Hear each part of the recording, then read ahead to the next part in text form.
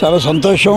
మన అమరావతి క్రికెట్ స్టేడియంలో బ్రహ్మాండమైన south zone audit general teams దీంట్లో పార్టిసిపేట్ చేసినాయి. చాలా బాగా జరిగింది. మ్యాచ్ చాలా ఎక్సైటింగ్గా జరిగింది. ఇంచేతంటే వచ్చిన వారు కూడా ప్లేయర్స్ కూడా they felt very happy with the ground. Outfield కూడా చాలా బాగుంది.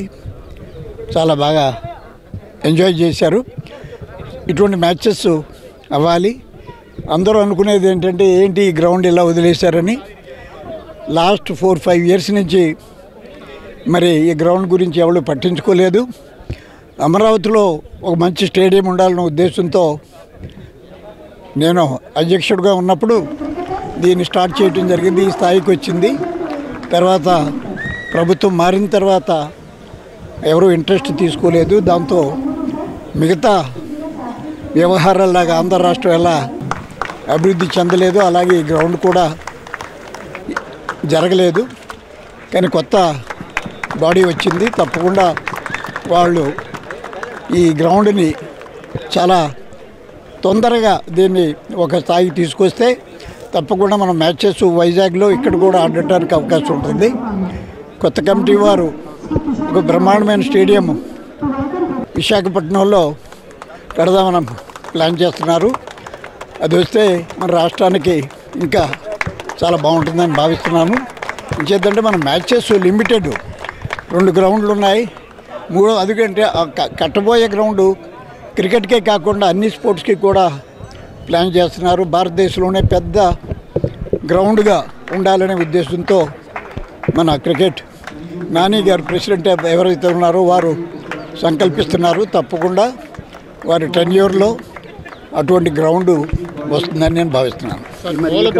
మూలపాడిని బాగు చేయాలన్న ఉద్దేశంతోనే దీన్ని మరుగున పెట్టారనేది ఒక వాదన అనమాట. దీన్ని ఏ విధంగా మూలపాడుకి దీనికి సంబంధం ఉంది. ఇది ఇంటర్నేషనల్ గ్రౌండ్.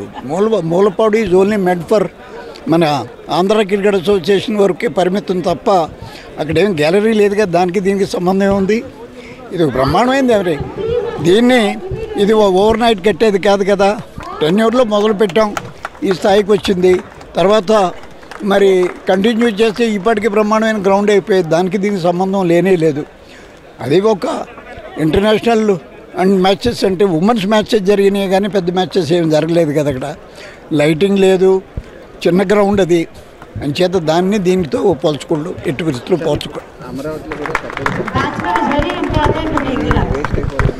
వేస్ట్ అవ్వటం ఏముంది, పెద్దది కడతారంటే క్రికెట్ ఒకటే కాకుండా నా ఉద్దేశం మిగతా గేమ్స్ కూడా ఉపయోగపడేటట్టుగా ఏం చేద్దాం. చంద్రబాబు నాయుడు గారు మన ఏషియన్ గేమ్స్ అటువంటివి కూడా మన ఆంధ్ర రాష్ట్రంలో తీసుకురావాలని వాళ్ళు సంకల్పిస్తున్నారు.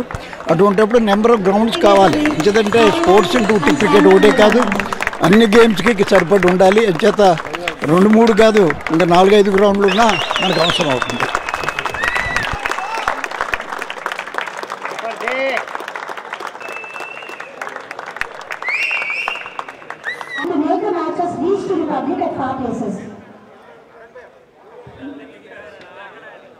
I request Shri Bhaskar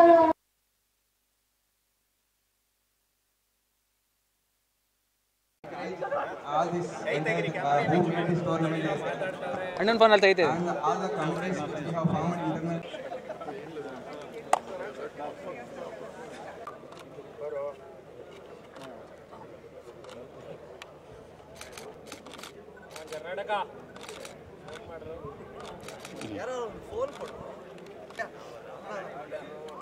Babi